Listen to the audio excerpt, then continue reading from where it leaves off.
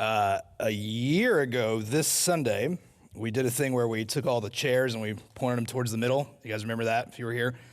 And we talked about something actually that we end up saying a lot these days, which is it's not that Jesus is first, it's that Jesus is in the center, that everything we do revolves around him. And that same day, there was in fact a witch in the lobby, and it was a weird day. And I remember saying, like, if this is your first Sunday with us, you're like, those guys are a cult for sure. So 365 days later, it would give me so much pleasure if somebody tried out our church for the first time last year and they thought those guys are weird, and then they waited a year and they were like, I'll give them one more try. And on the same Sunday, it's got the lead pastor's face is on everybody's stuff, and then there's a lion in the lobby. So like, just know at Powell Church at fall break, it's gonna get strange.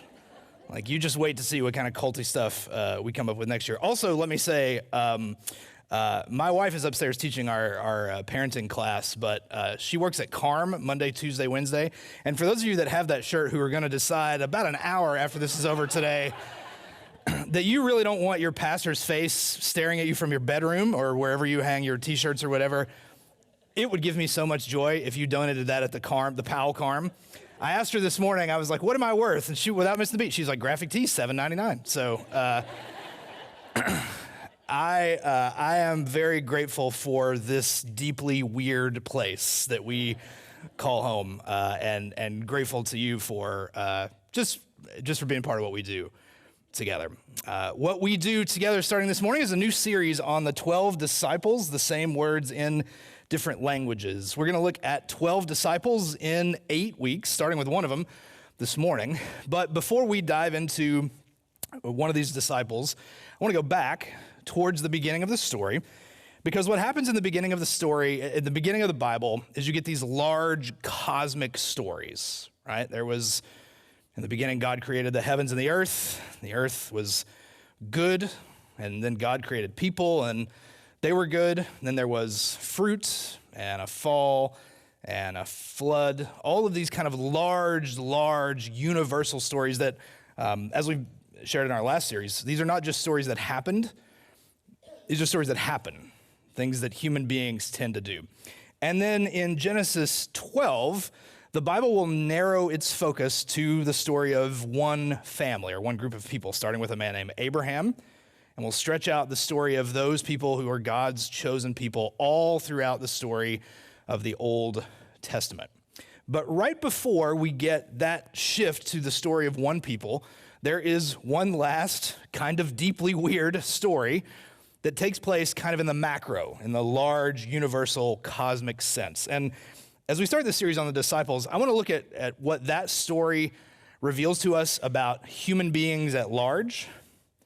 Because the next time we're going to really hear not just about a chosen people, but about human beings at large is when Jesus arrives and says that this thing is not just for God's chosen people, but this thing is for everyone who might call on the name of Jesus and see what in the resurrection, what we might learn about human beings at large through this series, a group of people called to follow Jesus.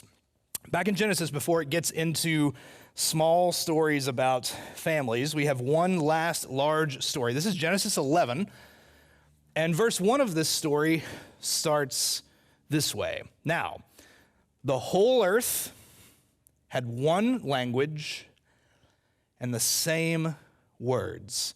And then moving on down to verse 4, those people said, let's build ourselves a city and a tower with its top in the heavens, and let us make a name for ourselves. Otherwise, we'll be scattered abroad upon the face of the whole earth. The Lord, I love humor in the Bible. People seek to build a tower that reaches the heavens, and God's like, it ain't that tall. Like, God still has to come down to see the city and the tower which mortals had built. And the Lord said, look, they're one people. They have one language. This is only the beginning of what they'll do. Nothing they propose to do will seem impossible for them now. So come, let us go down and let us confuse their language there so that they will not understand one another's speech. So the Lord scattered the people abroad from there over the face of all the earth, so they left off building the city.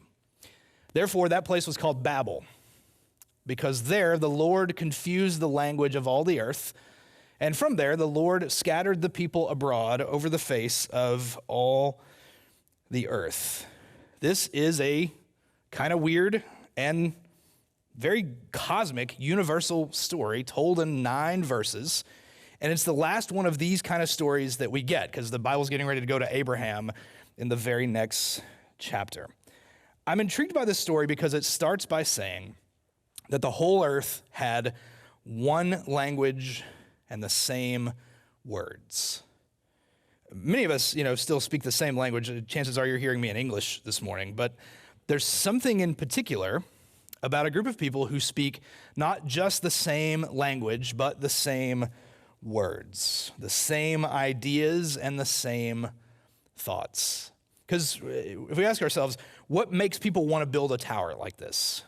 For sure, they want to make a name for themselves. That too is deeply human, kind of universal truth. But the story also tells us, not only do they want to make a name for themselves, they're also afraid of what might happen if they don't, that otherwise will be scattered abroad upon the face of the whole earth. There's this truth that maybe the people in this time like speaking the same language and the same words. Maybe they're afraid of what they don't know. Maybe they're afraid of what could be. And it certainly appears that they're not interested in going anywhere else. Because the best way to ensure that you only speak the same language and the same words is to stay where you are. And the best way to stay where you are is to build a tower. Because towers not only they ascribe greatness and all of that stuff, but towers are protective. A tower is where you put the princess when you don't want somebody to find her, right? At the top of the tower. Towers play defense, not offense. And so a group of people who speak the same language and the same words like this idea of let's stay where we are and let's build this thing that goes up. And to be fair, some of that makes sense. Speaking the same language and the same words is simple. Not wanting to go somewhere else, I resonate with that deeply. I like my house. At the end of the day, do you know what I want? I want my couch, man. I don't want to go out. I just want to hang out and just be here. On some levels, it makes sense. But the problem with this idea is it is in opposition to the very first thing that God says to people. We looked at some of this in our last series as well. The first thing, this is Genesis 1, back in the first chapter of the Bible. This is Genesis 1 and verse 28. This is the first thing that God says to people. God blessed them and said to them, "Be fruitful and multiply." And we talked about how multiply is not just saying procreate. Fill the earth and subdue it. Have dominion over the fish and the birds and every living thing that moves upon the earth. The first word to people from God is be fruitful. And in some way, that fruitfulness gets tied into the idea of filling the earth. That if the earth is originally created without shape and form, these human beings are meant to give it meaning, purpose, shape, fill the earth. But at Babel, which again is a story, this story obviously takes place before the flood. Babel is a story that takes place after the flood. And even when Noah gets off the boat, this command is still the same. Be fruitful, multiply, fill the earth. It's consistent pre and post flood. And yet the people who speak the same language and the same words are not interested in doing that.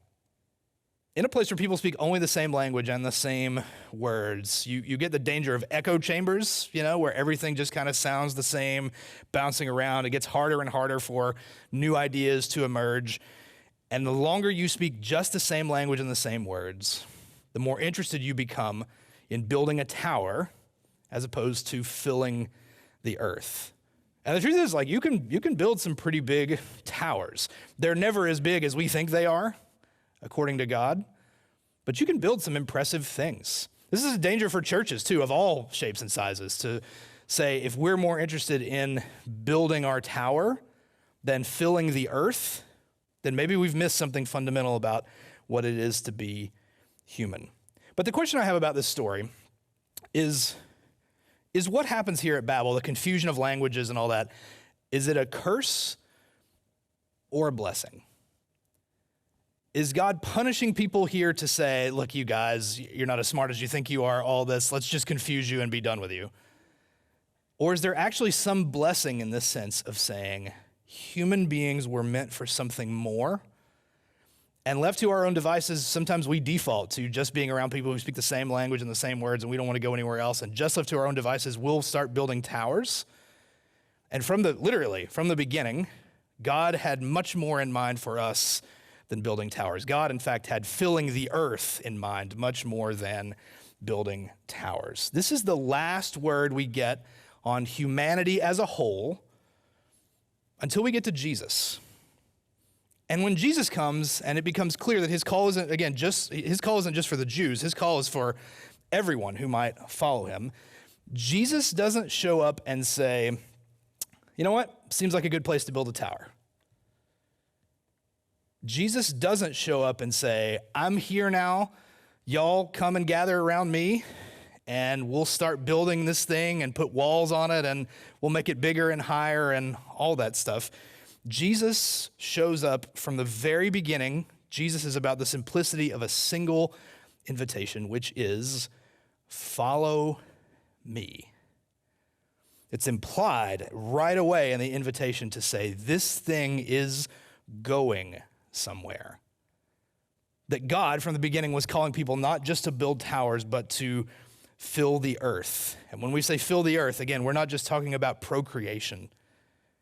It's not just to fill the earth with the presence of you and me. It's to fill the earth with the presence of God. And as we'll see as we walk through this series, these people who did follow him, by the time this story is over, it's not even really over, but by the time we get to crucifixion and resurrection, these guys are going to go out to speak the same words of grace and truth and the good news of Jesus Christ in all kinds of different languages. This is a series on the disciples, but it's also a series about us, because I believe that the invitation God gives us still holds true today. Follow me. Jesus invites all kinds of different people to follow him, including you. And Jesus invites all kinds of different people to follow him where we are, not later, but here and now, today. And if I'm being honest, sometimes the tower still seems simpler, yeah? Jesus does this radical thing of coming and pouring himself out and dying for us and being raised again and all this stuff, and then he looks at a group of human beings who are full of mistakes, as you already know, but we'll walk through in some of the series, and says, all authority on heaven and earth has been given to me. Now you go, make disciples. Peace out. Sends the Holy Spirit, right, to not piece them out all by themselves, to give him his very presence.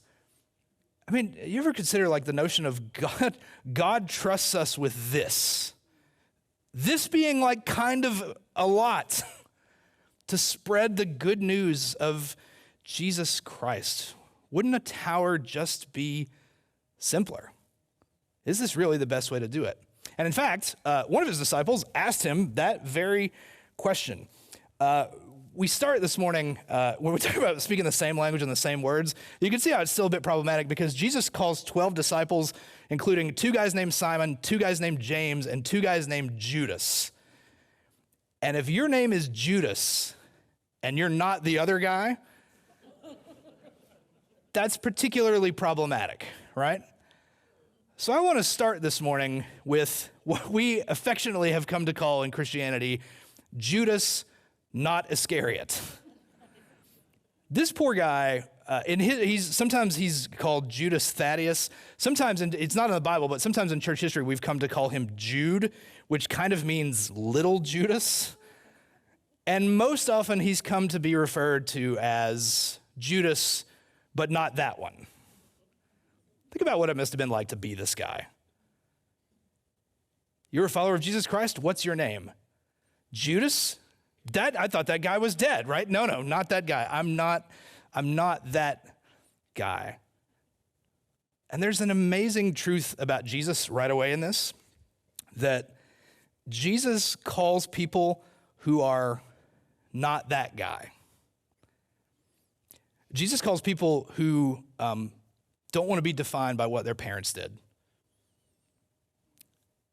Jesus calls people who someone might say, oh, you're so-and-so's ex, and don't want to be defined by that past relationship. Jesus, as we'll see, Jesus calls older brothers and firstborns because that's what everybody would have expected of him.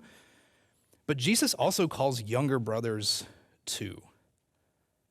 This invitation from Christ goes out to, we believe today, goes out to everyone, everywhere. Today, not later, not after, and not like, well, if your brother's going, you can come too. Or your father was good at following me, so I guess we'll sneak you in here too without asking any questions and you can skip this or that. Jesus calls all kinds of people to follow him. I like to tell people that you can understand a lot about me just by knowing that I'm a Tennessee fan. And not just because I love Tennessee, but because it's wired into my personality that, let me step away from the pulpit to say this. Do you know who's won more football games in the SEC than anybody? That's good. Don't say it too loud. It's Alabama, right? Do you know who's beaten Alabama more than anybody? Tennessee, by God, right? Yep, all right. Tennessee's beaten Alabama 39 times, or +2 on Auburn. Do you know who's won more basketball games in the SEC than anybody? It's Kentucky, right? Do you know who's beaten Kentucky more than anybody in basketball? It's Tennessee, by far. Tennessee's beaten Kentucky in basketball 77 times. No one else has beaten Kentucky in basketball 50 times. So, like, I grew up and still have a bit of this mentality of like, look, fine, those guys are great, but also, don't diminish what's going on over here. I'm from Alcoa, where growing up, people were like, you know who's great in Blount County? Maryville, they're so special. I'd be like, man, like, look at us. Like, look at the great things that we're doing. And you know who's better beating Maryville than anybody? We are. Like, that's pretty much everything you need to know about me, is those kind of like middle school insecurities of like, yeah, they're fine, but look at me over here, right? One day I'll grow up and I'll have my face on a t-shirt and it'll be amazing. Jesus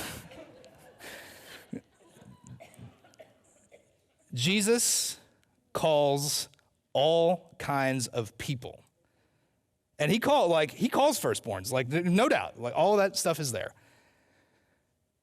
But Jesus also calls people who might not be expecting it.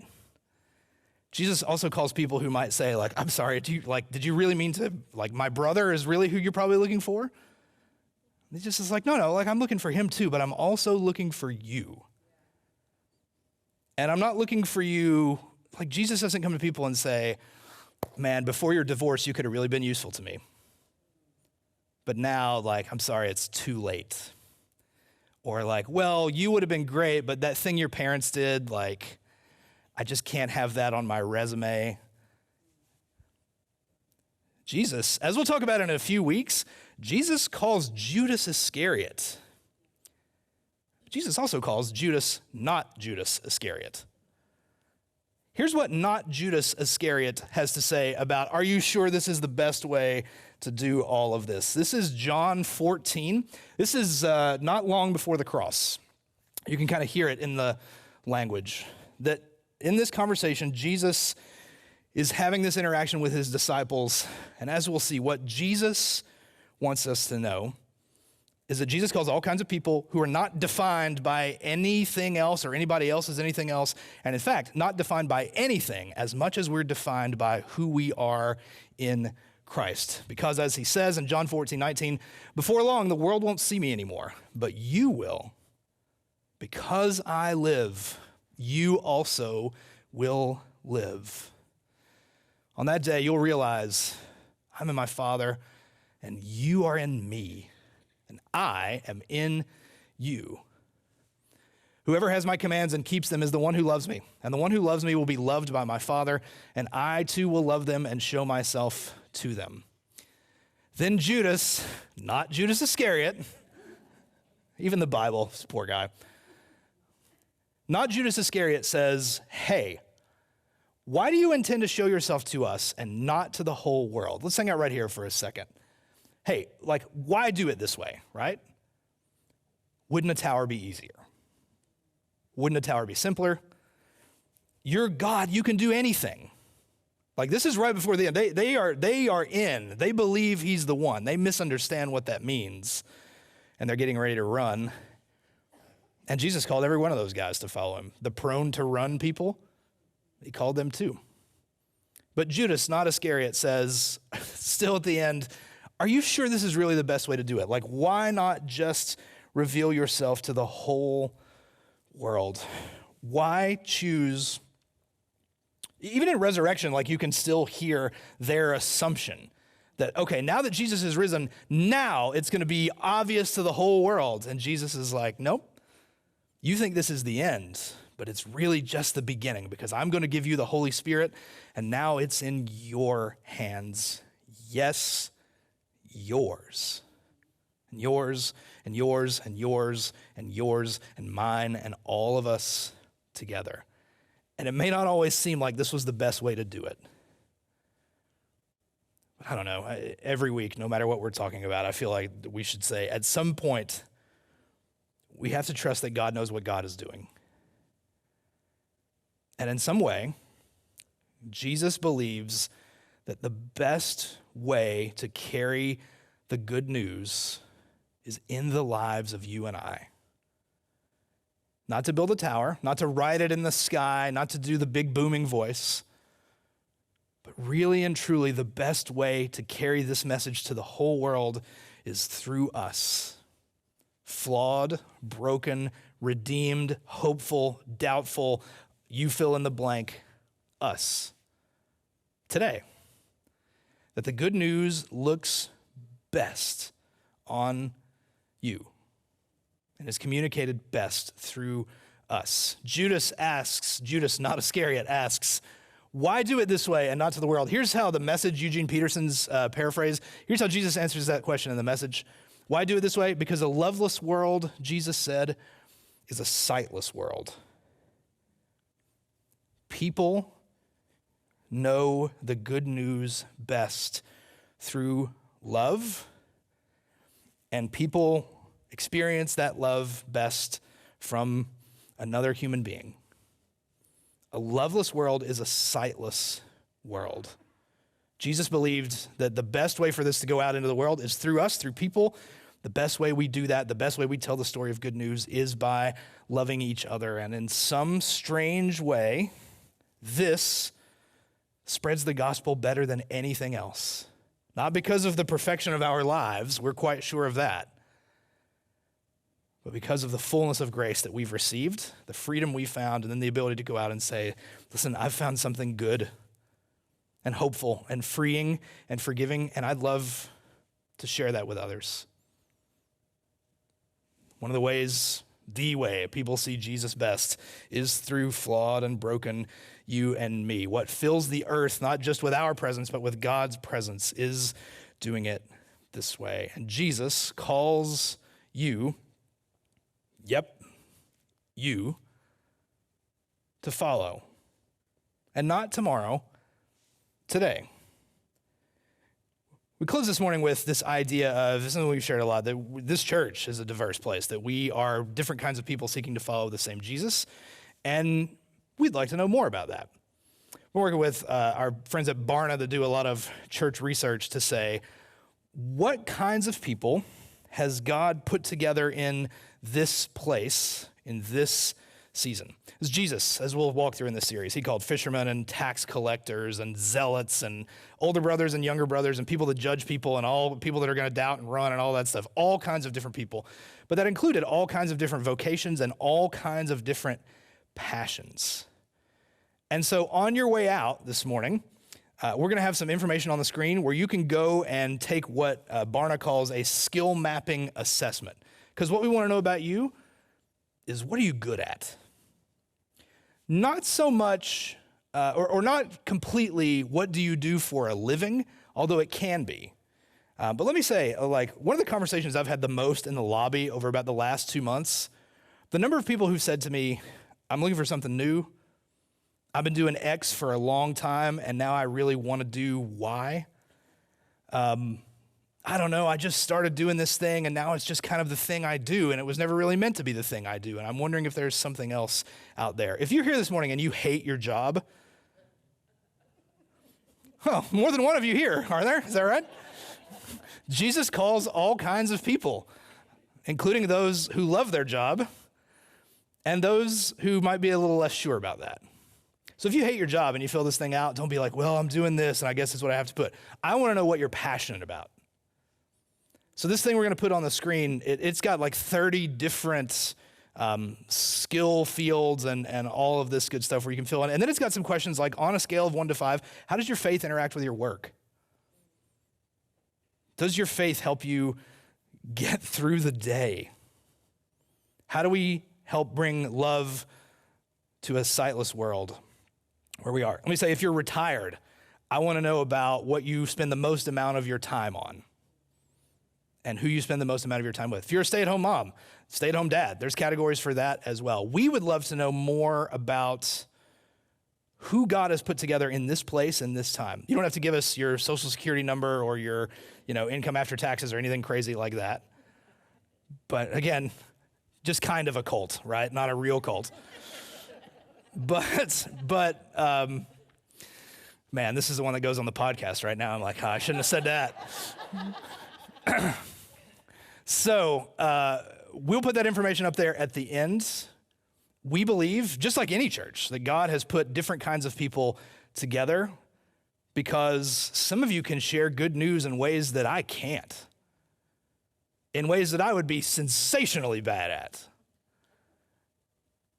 And together, we bring all these different kinds of walks of life where we might be, believe it or not, the best way that we can share the good news with one another. How do we help people see Jesus right where we are and right where they are?